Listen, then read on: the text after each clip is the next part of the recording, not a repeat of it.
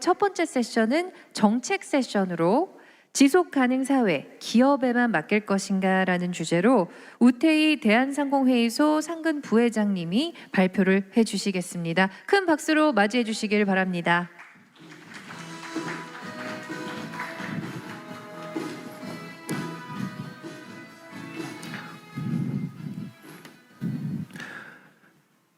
네, 여러분 반갑습니다. 식사 잘 하셨나요? 예, 앞으로 20분 동안 경제계에서 본 바람직한 ESG 생태계 구축 방안에 대해서 말씀드리도록 하겠습니다. 말씀드린 순서는 화면에 보시는 바와 같고요. 먼저 ESG의 배경에 대해서 말씀을 좀 드리겠습니다. 요즘 기업하시는 분들 너무 힘드시죠? 탄소 줄이는 계획 제출하라고 그러고 또 코로나 극복 대책 만들어야 되고 재택근무 계획 짜야 되고 또 거기에 ESG 교육까지 받으셔야 됩니다. 참 힘드시죠? 근데 이 힘드신 원인이 여기 나와 계신 요 네 분들, 네 놓친네들 때문에 그렇다라고 생각하셔도 될 것 같아요. 자, 먼저 레리 핑크 회장님이시죠. 블랙록에 설립하신 분이고요. 뭐 어제 오늘 많이 들으실 겁니다.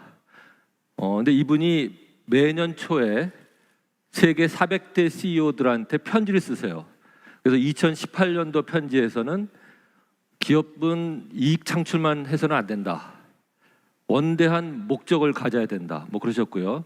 작년 편지에서는 전 세계가 금융 대개혁 대개편의 직전에 와 있다. 금년도 편지에서는 그 대개편이 진짜 너무 빨리 올 것 같다. 뭐 이런 얘기. 또 석탄 발전에 지원하면은 투자금 다 빼겠다. 또 모든 임원들을 ESG 기준에 의해서 연봉을 줘라. 뭐 하여튼 무지하게 부담스럽고 거의 협박 같은 주문만 하시는 분이에요. 자, 그 바로 옆에 계신 바이든 대통령 잘 아시죠? 취임하시자마자 파리 협약 재가입했고 또 1조 7천억 달러의 넷제로 달성 투자도 약속을 하셨습니다. 금년 4월 달에 기후정상회의에서는 미국이 솔선수범해서 2030년까지 2005년 대비 온실가스 반을 줄이겠다. 굉장히 무지할 것 같은데 하여튼 그런 계획 발표하셨고요. 그 밑에 계신 분은 크라우스 슈밥 세계경제포럼 회장님이십니다. 나이가 83세. 저는 저분 4차 산업혁명 책 읽으면서 공부했거든요. 근데 요즘 보니까 작년에 위대한 리셋이란 책 만들었고 금년에 이해관계자 자본주의란 책 만들어서 이제는 이분이 이제 ESG 전도사로 변신을 했더라고요. 변신의 천재입니다. 그 옆에 계신 여자분 나이 얘기해서 미안한데 66세 크리스찬 라가드 총재입니다. 유럽 중앙은행 총재신데요. 이분은 사르코지 때 장관을 무려 3이나 했어요. 상공부 장관, 농림부 장관, 기재부 장관. 근데 관운도 좋아서 마침 그 말기에 2011년에 스트라우스칸 전 IMF 총재가 성추문이 있었습니다. 그래서 개망신을 당했는데 그 덕택에 발탁이 돼서 최초의 IMF 여성 총재가 됐고요. 지금 이제 유럽 중앙은행 총재가 돼서 이 금융산업이 기후 위기 대응에 적극 대응할 수 있도록 지금 선도적인 역할을 하고 계십니다. 자, 이분들 영향 때문에 그런지 국내적으로도 엄청 이 ESG에 대한 관심이 높아졌어요. 물론 작년 한 해를 살펴보면 이 검색 숫자인데요. 지배구조, 고용, 뭐 탄소 중립 이런 거에 대한 기사 검색도 많이 늘었지만 딱 보시면 ESG 뉴스 검색이 작년 4분기부터 급증했습니다. 거의 한 4배로 늘었는데요. 자, ESG에 대한 관심이 왜 이렇게 높아졌을까요? 저는 2가지 이유가 있다고 생각합니다. 첫째는 코로나19 때문에 이제 사람들이 좀 더 장기적인 투자, 이제 지구 보전이라든지 또 기후 위기 대응이라든지 이런 데 이제 더 관심을 갖게 된다. 뭐 그것도 큰 이유죠. 근데 더 큰 이유는 ESG를 잘하는 기업들이 그동안은 돈을 못 벌었어요. 근데 최근에 와서 돈을 벌기 시작한 거예요. 신기하지 않습니까? 근데 그 ESG 잘하는 기업들이 어떻게 돈을 벌기 시작했죠? 누구 아시는 분 계세요? 예, 그거에 대한 답은 제가 잠시 뒤에 말씀드리도록 하겠습니다. 자, ESG라는 게 원래 그런 거 아니에요. 기업의 비재무 정보를 공시해라. 근데 그 정보를 공인하는 기관이 없어요. 다 self certified, 자기가 주장하는 거죠. 그래서 주관성이 있을 수밖에 없는 거고, 그러니까 주관성이 많다 보니까 이해관계자도 많아요. 엄청 많은데, 그래서 기업 혼자 ESG 절대 할 수가 없습니다. 근데 그 이해관계자를 그룹핑을 해보면은 한 4가지 그룹으로 나눌 수 있다는 거죠. 그래서 요 제일 시작은 데이터 제공하시는 그런 기업들, 그리고 좀 지나니까 이 보고서의 규격을 정하자. 그래서 글로벌 표준 기관이 생기기 시작했고요. 좀 지나서는 투자자들한테 좀 의무를 부과해서 어떤 목적을 달성하자. 그래서 투자자 이니셔티브 그룹이 시작됐고, 최근에는 주요 금융기관들한테 의무를 부과해서 뭔가 사회적 목적을 달성하자 하는 프레임워크, 규범화 운동이 이제 시작된 겁니다. 요거 하나하나씩 이제 살펴보도록 하겠습니다.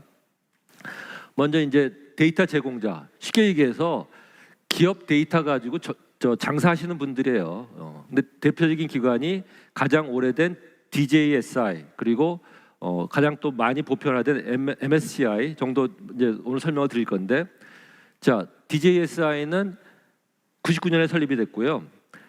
2,500개 기업을 평가를 합니다. 그래서 상위 10%는 DJSI 월드, 상위 20%는 이제 아태 지역인 경우는 DJSI 아시아 패시픽, 그리고 30%는 DJSI 코리아, 뭐 이런 식이에요. 우리나라 기업들도 한 17개 기업이 DJSI 월드에 속해 있다고 합니다. 근데 여기 이제 기준치하고 이제 항목들이 설명이 돼 있는데 설문조사에 의존을 하고 있어요. 이 회사는. 그러다 보니까 조금 이제 쟁점이 주관성이 들어간다는 얘기고, 이제 그거에 비해서 MSCI는 이제 객관적인 지표 위주로 그러니까 상장사의 어떤 공시된 데이터라든지 또 NGO의 발표 자료라든지 이런 것도 중심으로 해가지고 10개 항목 또 35개 세부 기준에 의해서 이제 평가를 하는데, 그 평가 결과 AAA부터 CCC에 이르기까지 7등급으로 업체들을 나누고 있습니다. 8,500개 기업 대상으로 지금 평가를 하고 있고요. 우리나라 기업도 100개 기업이 포함되어 있습니다. 자, 다음은 이제 돈을 굴리는 그런 회사들이에요. 우리가 기관 투자가라고 그러는 회사죠. 아까 말씀드린 블랙락, 이제 회사 이름에서도 보셔서 아시겠지만 원래 석탄, 석유 전문 투자 기업입니다. 근데 레리 핑크 회장이 뜻한 바가 있어서 180도 돌려서 이제 ESG 투자 기업으로 변신했고요. 근데 무시를 못하는 게 자그마치 운영자산 AUM이라고 그러죠. 8조 달러, 우리 돈으로 9천조 원이에요. 9천조 원이면요, 저희 국민연금이 갖고 있는 운영자산의 11배에 해당한다고 보시면 됩니다. 자, 제2위인 뱅가드도 7조 달러를 운영하고 있고요. 글로벌리하게 볼 때 전 세계 ESG 투자 자산이 2021년 현재 한 50조 달러, 그러니까 한 세계 시장을 한 100조로 보면은 이제 반이 ESG인 거예요. 근데 15년 뒤에 이 시장이 160조로 늘어날 거다 하는 그런 전망도 있습니다. 자, 이제 금융 부분에서 여러 가지 공고안들이 나왔는데요. 그 중에 가장 권위 있고 가장 많이 채택되는 것이 TCFD. 오늘 이제 많이 들으실 거예요.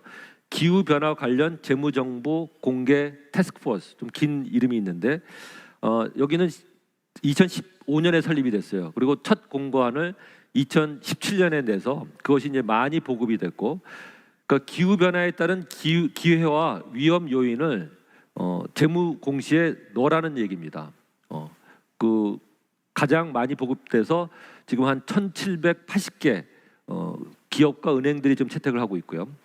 근데 이건 사실 예고편에 불과했던 것 같습니다. 그 밑에 보시면은 TNFD라고 해서 자연 자본 관련 재무정보 공개 태스크포스, 바로 며칠 전에 6월 4일 날 출범을 했습니다.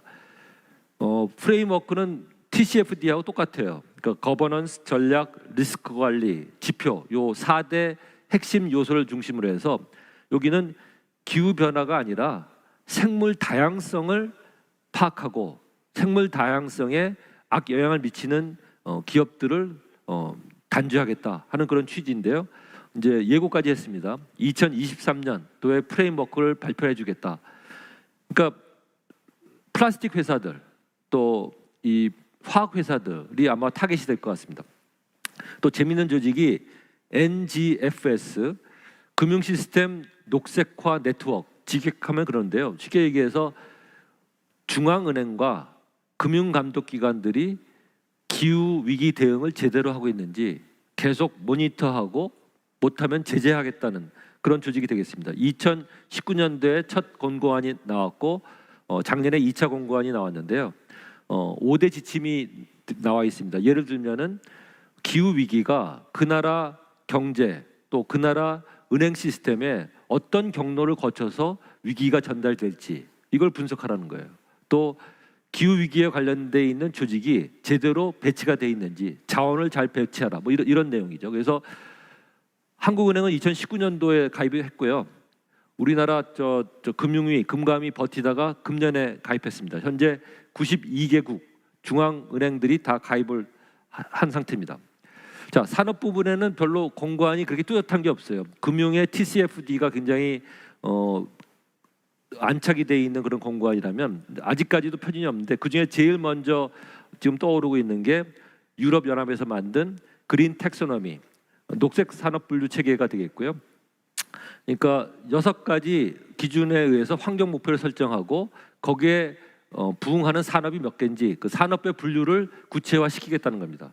근데 이것도 이제 시작에 불과해요. 지금 EU에서 하고 있는 작업은 소셜 텍소노미라고 합니다. 그러니까 기후 위기뿐만 아니라 인권, 지배 구조, 의료 접근성, 고용, 평등, 차별 금지 이런 요소들에 대해서 이제 산업별로 기업을 평가해서 그 산업에 잘 못하는 산업이 있으면 빨간 줄 딱 긋고 벌써 마이너스 시키는 거죠. 그래서 못하는 산업은 높은 금리, 대출 잘 안 해주고 이제 점점 어려워지는 거죠. 사스비도 이제 업종별로 대표하는 그런 기준이 되겠습니다. 지속 가능 회계 기준 위원회인데요. 여긴 또 이제 몸집을 늘리려고요. 며칠 전 6월 9일 날 IIRC라고 국제통합보고위원회와 이제 통합하기로 합의를 했습니다. 그 결과 생기는 재단이 국제보고재단이라고 하는 VRF가 이제 탄생이 될 겁니다. 그래서 지금 과도기인데 여기도 이제 TCFD가 하도 일반화되고 커지니까 거기에 대응하기 위해서 사스비가 이제 좀 커지는 거라고 생각하시면 되고요. 현재 이제 ESG 하는 기업들은 이 2가지 정도는 이제 좀 공부를 하셔야 될 것 같아요. TCFD, 사스비 그리고 GRI 정도 공부하시면 될 것 같아요. 자, 그리고 VBA라고 해서 가치 동맹, 가치 균형 동맹에는 SK, 바스프 이런 기업들이 이제 참여를 해서 회계 기준에 어떻게 사회적 가치를 측정할 것인지에 대해서 계속 연구를 하고 발표를 하고 있습니다. 자, 그밖에 이제 NGO, 아까 말씀드린 GRI가 한 1,500개 기업과 조직이 들어가 있고요. 저 탄소 공개 프로젝트에 한 9,600개.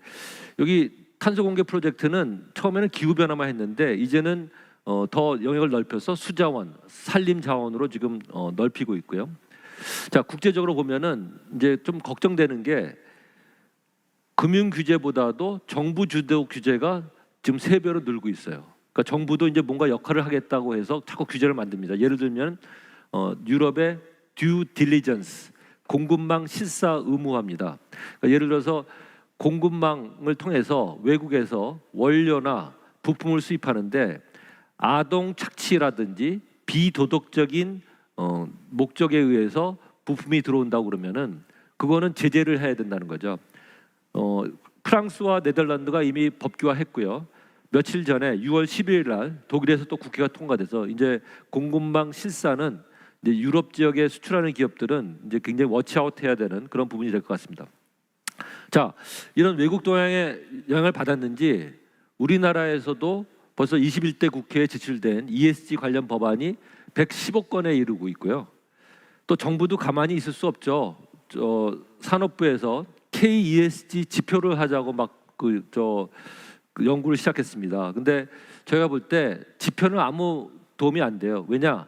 전 세계에서 ESG 측정하는 기관이 국내적으로 한 600개 기관 정도가 있습니다. 600개 기관이 있는데 또 하나의 지표를 만들어서 운영해봤자 뭐 블랙락 같은 기관 투자가들이 어프리시에이트하면 모르겠는데 그렇지 않다면 의미가 없다고 저희는 봅니다. 그래서 저희가 설득을 했고 또 생산자본부하고 같이 지표 대신에 가이드라인으로 운영하기로. 그래서 자가 측정할 수 있는, 그러니까 자기가 ESG 잘하고 있는지 궁금할 거 아니에요. 그러면 웹사이트 들어가서 측정하고 그 결과를 피드백 받을 수 있는 그런 시스템으로 저희가 만들고 또 노력하겠습니다.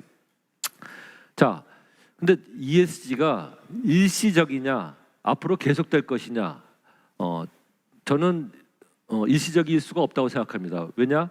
소비자나 고객이 지금 바뀌고 있어요.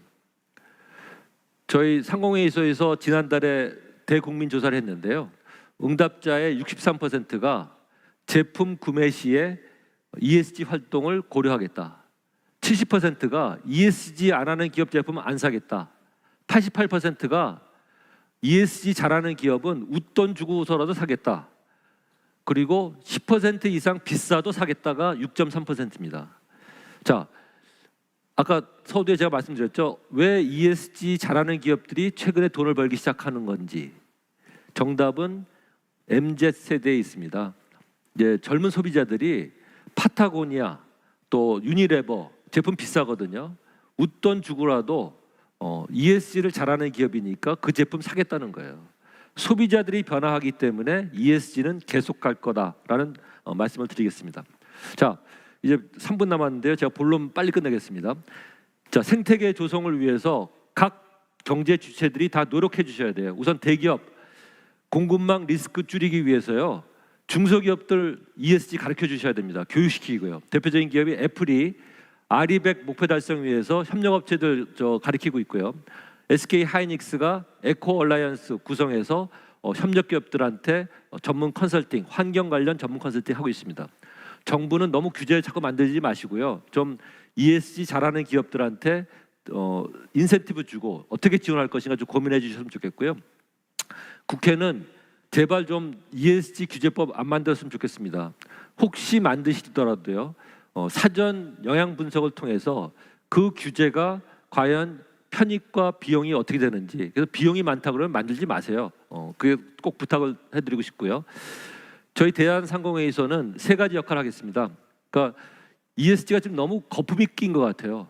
그래서 이 거품 빼는 역할을 저희가 할 텐데, 첫째는 중견 중소기업 ESG 경영 지원하겠습니다. 다들 대기업 ESG만 지원하려고 그러고요. 중소 중견기업 ESG 뭐 할지 모르고 있습니다. 그래서 좀 무료로도 또 교육시켜야 되고 또 무료로도 자료 배포하는데 저희 상공회의소가 앞장서겠고요. 또 산업계 의견 수렴, 정책 건의하는데 앞장서겠습니다. 또 세 번째로 ESG의 올바른 정보 제공하도록 제가 노력하겠습니다. 요즘 ESG 전문가들 많이 계시는데 제가 들어보니까 잘못된 얘기들을 많이 하세요. 예를 들어서 ESG는 투자 받고자 하는 기업만 하면 됩니다. 또 ESG는 수출 기업만 하면 됩니다. 특히 EU 지역에 수출하는 기업만 하면 됩니다. 또 어떤 분들은 ESG 그거 오래 갈 거 아니고요. 이제 곧 일시적인 현상입니다. 뭐 이런 말씀하고 계시거든요. 자, ESG는 절대 일시적이지 않고요. 미래 기업 가치를 높이고자 하는 기업들은 전부 다 ESG 해야 된다고 저희는 생각합니다. 그러니까 ESG가 폐업하기 직전이 아니라면은 모든 기업들은 기업 가치를 높여야 되고요. 그런 의미에서 그 중소기업을 포함해서 모든 기업들이 더 ESG 열심히 해야 된다고 생각합니다. 저도 나왔으니까 저희 대한상공회에서 좀 광고 좀 하고 가겠습니다. 저희가 6월 7일부터 9월 24일까지 100일 동안 국가 발전 프로젝트 지금 공모를 받고 있습니다. 상공회에서는 과거에도 공장 새마을 운동이라든지 또 이 스마트 팩토리 보급이라든지 국가 의제에 앞장서 왔는데요. 이제는 국민 여러분들의 제안을 직접 받아서 그걸 분석해서 저희가 국가 의제를 개발하도록 하겠습니다. 벌써 한 300건 정도 들어왔고요. 이런 결과를 토대로 해서 저희가 멋진 아이디어를 국가 의제로 만들도록 하겠습니다. 여러분들 많이 좀 신청해 주시고요. 많이 좀 관심 가져 주십시오. 자, 경청해 주셔서 감사합니다. 네, 우태희 대한상공회의소 상근 부회장님의 발표를 들었습니다. 네, 사실 ESG 정책에 대해서 비재무적인 부분까지 이제 챙겨야 되기 때문에 좀 부담스럽다라고 생각을 하신 분들도 분명히 있으셨을 텐데요. 부회장님의 이제 스피치를 통해서 최근에 ESG 기업들이 수익을 내기 시작했다, 이 말은 좀 울림이 클 것 같습니다. 네.